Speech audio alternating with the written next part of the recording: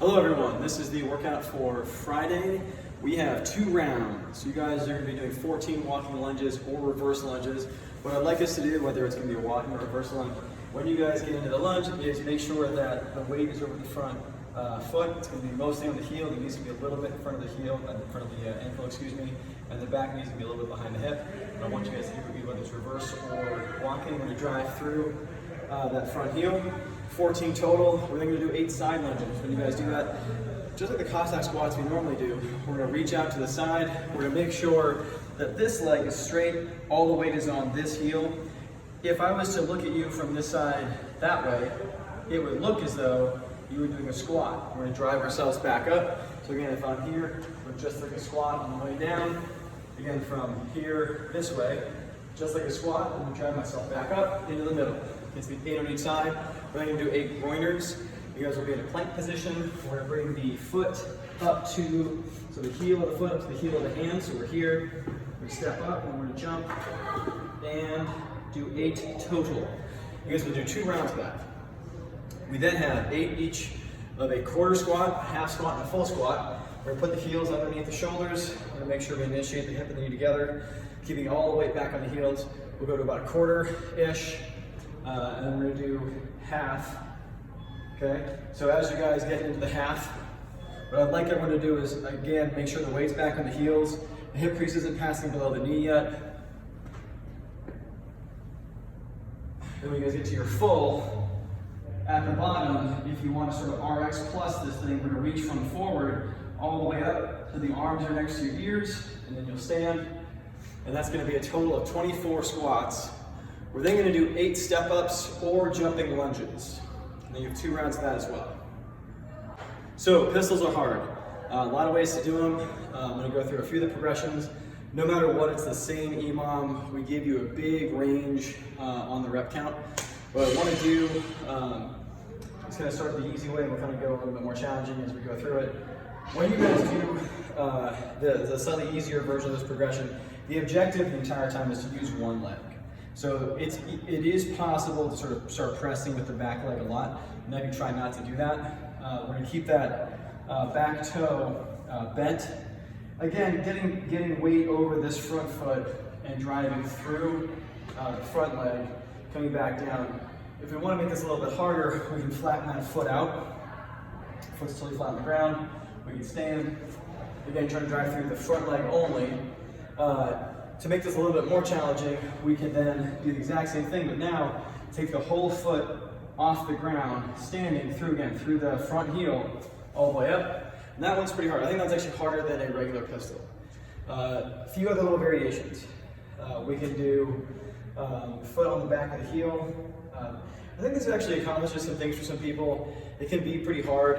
You gotta make sure you actually go all the way down. So let's say we do put the foot on the back of the heel and we go down. Usually we'll kind of stop here. Try to sink as low as you possibly can into that squat and then stand back up.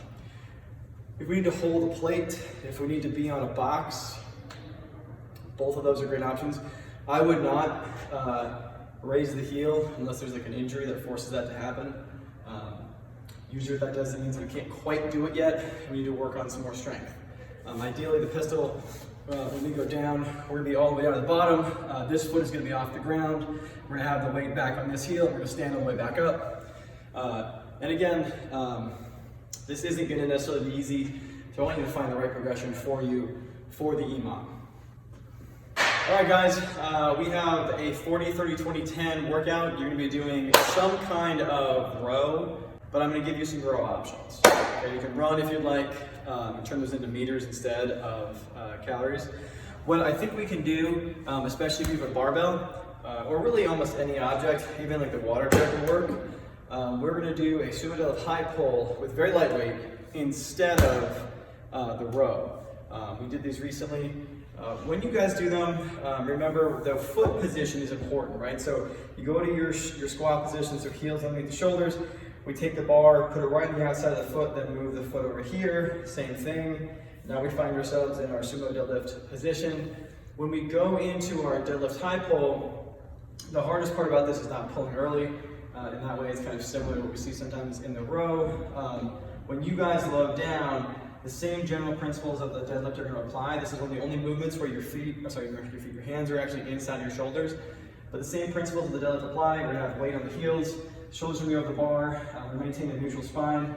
When you guys are here, what we're looking for is not just a full extension all the way up with a butt squeeze, but an explosive butt squeeze, very powerfully pulling the shoulders, into the back of the ears here, and then coming up and hopefully getting above the nipples, right into the chest if we can. If that's not going to happen, that's fine. But we're going to do 40 of these if we possibly can. And moving on, the row is fine. Again, running is fine. We're going to do some kind of clean after. We have all kinds of options. We can use the barbell.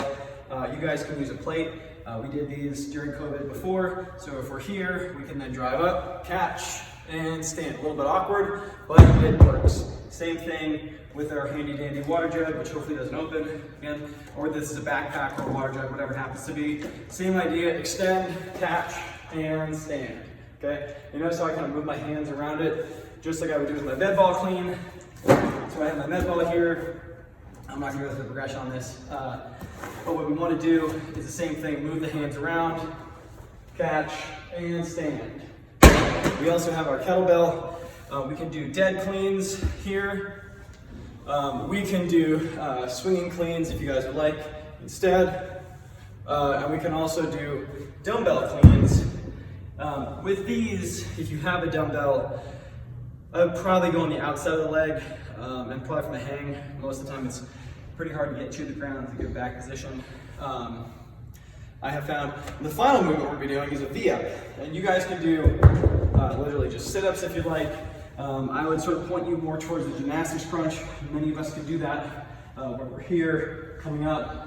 We can also do a toe to bar without the bar. So we have the PVC pipe, or imagine you have the PVC pipe here. We come up, we touch, we come on back down, and every time we touch,